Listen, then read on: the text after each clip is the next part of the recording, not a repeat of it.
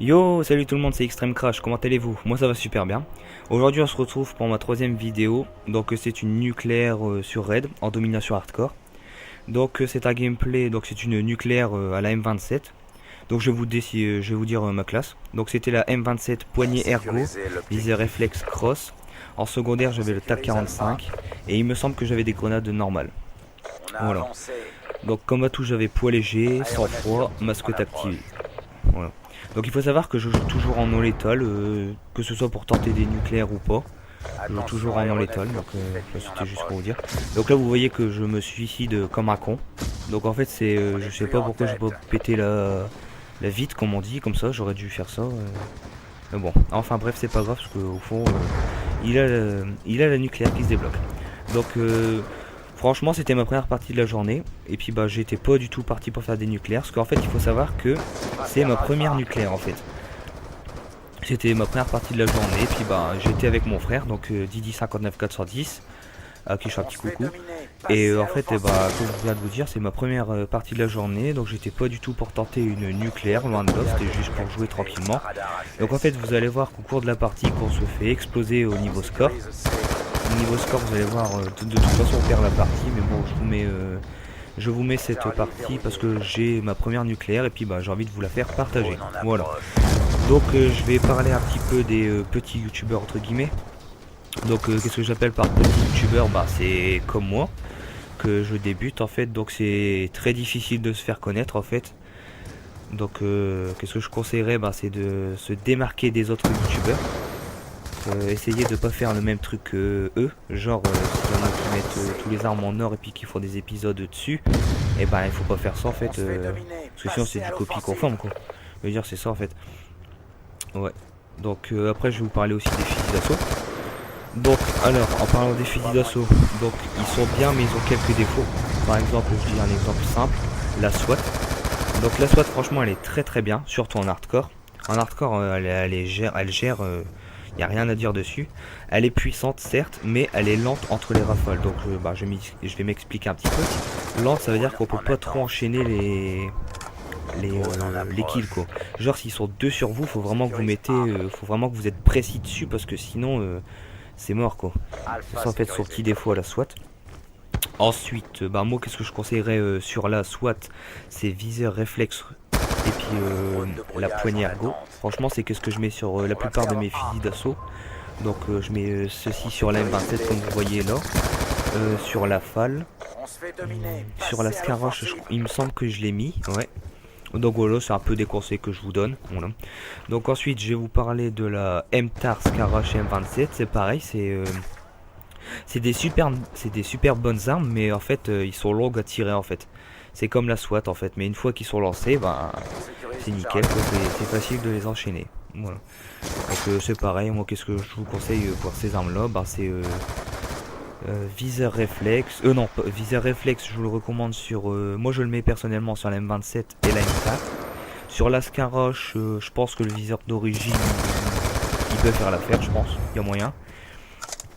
Et puis une petite poignée gauche je pense, hein, parce que vu qu'on a, on va dire qu'on a un temps de retard, bah, on est désavantagé, on va dire ça comme ça, contre les mitraillettes en fait.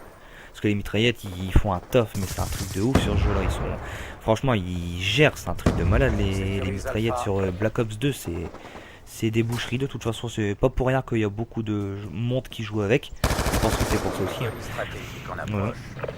Donc je vais vous parler un peu du gameplay. Donc là ma série est commencée, je pense, oui, elle a été commencée. Donc il me semble qu'elle a été commencée à partir de 3 minutes, si je dis pas de conneries. Ouais, 3 minutes 32 je crois, une connerie comme ça. Donc vous allez voir que j'ai de la chance sur certains kills, de toute façon ça c'est clair, on a été précis. Je vous le cache pas, hein, je vous le dis, de toute façon pour moi, pour avoir un nucléaire il faut avoir un minimum de la chance quand même. De toute façon on n'est pas à l'abri de se prendre un missile Hellstorm, foudroiement, une clé mort, un C4, donc des accessoires qui font rager. Donc là vous voyez je suis en sanguinaire. Donc comme je vous ai je m'excuse. Donc comme je vous ai dit je joue toujours en non létal. Donc c'est drone de brouillage, microstation orbitale, ou sinon quelquefois je mets le système IEM, voilà, c'est ça. Et donc si je peux parler un peu du système IEM, donc sur le système IEM je conseille de mettre toujours avant la microstation orbitale.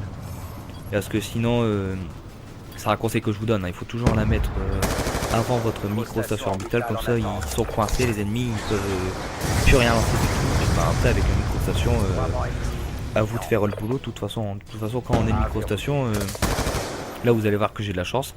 Donc pour revenir à la micro-station, quand on a une micro-station, il faut tout de suite enchaîner pour essayer d'en avoir une deuxième. De toute façon ça c'est clair, net et précis, comme j'ai dit dans ma deuxième vidéo qui c'est une nucléaire sur Ovo Meltdown que je vous invite à aller la regarder. Donc je vous ai dit qu'une fois qu'on a une micro-station orbitale, et ben il faut essayer d'en avoir une deuxième, comme ça on est tranquille quoi pour après. Donc là vous voyez qu'on se fait défoncer niveau score, mais bon en même temps quand je voyais que j'avais une micro-station et tout, que j'étais déjà en sans pitié, j'étais en train de parler à mon frère, et puis mon frère il me fait bah allez vas-y tente la nucléaire, joue pas trop les drapeaux, et puis voilà quoi. Donc je m'excuse, donc si je joue pas les drapeaux, voilà quoi, c'est parce que je tentais une nucléaire. Voilà. Donc je vais parler un peu de mes prochaines vidéos. Donc ma prochaine vidéo, donc elle sera à la FAL. Bon, je sais très bien que la FAL elle est interdite en Desserto. Il y en a qui vont dire ouais, elle est cheatée, c'est pour ça qu'elle a été retirée en Desserto. Nanana. Bon vous m'excuserez les gens, mais moi j'aime bien cette arme là. En Black Ops 1 je jouais beaucoup avec. Là Black Ops 2 l'ont remis, même qu'elle est cheatée ou pas. On va dire que je m'en fous des gens, je joue avec. De toute façon, quand on voit qu'il y en a qui jouent avec le Cap 40, franchement, pourquoi je me ferais pas plaisir avec la FAL, voilà. Donc c'est un gameplay à la FAL sur la map studio, en domination, simple. Donc vous voyez que je change un peu, que je fais pas que du hardcore, parce que je sais très bien que si je fais que du hardcore, au bout d'un moment ça va vous saouler pour vous, et puis pour moi aussi. Faut savoir que moi aussi je joue en hardcore, et là comme tout à l'heure j'ai fait des parties, et ça m'a saoulé de jouer en hardcore, j'ai voulu revenir en normal. Voilà. Donc là vous avez vu que j'ai eu de la chance avec le TAC 45, franchement je le conseille à tout le monde le TAC 45, parce que franchement il est magique, celui-là franchement il est magique. Donc là vous voyez que j'entame mon implacable, donc là j'étais un peu en stress, mais bon, en stress c'est plutôt quand on est en 25 de suite je pense. Parce que là franchement le stress ça monte tellement, on fait allez vas-y plus que 5 kills, tu peux le faire et tout. Il suffit de rien en fait, il suffit que on tourne sa tête au mauvais moment. Et puis c'est fait quoi, on est cuit. Là vous voyez que j'ai extrêmement de la chance. J'ai eu de la chance de me retourner comme ça, on va dire. Donc là, vous voyez que je suis dans leur spawn, et je vais les attendre. Là le mec il veut détruire ma micro-station, voilà, hop je l'ai eu. Donc si je dis pas de conneries, je suis à 27 ou 28 je pense. Donc là le stress, j'étais en train de parler à mon frère, c'est un truc de ouf. Faut savoir qu'on est en stress, mais c'est hallucinant. Regardez, donc là je suis en brutal, voilà, je dis des conneries, donc là je suis en brutal, micro-station brutal, donc là j'étais content, je me fais ça y est. Et vous voyez que la poignard Go elle sert vraiment en fait, sur les fusils d'assaut, parce que si je pense, c'est clair, net et précis de toute façon. Si j'aurais pas mis la poignard Go, j'aurais pas gagné mes duels. J'aurais pas gagné beaucoup de duels.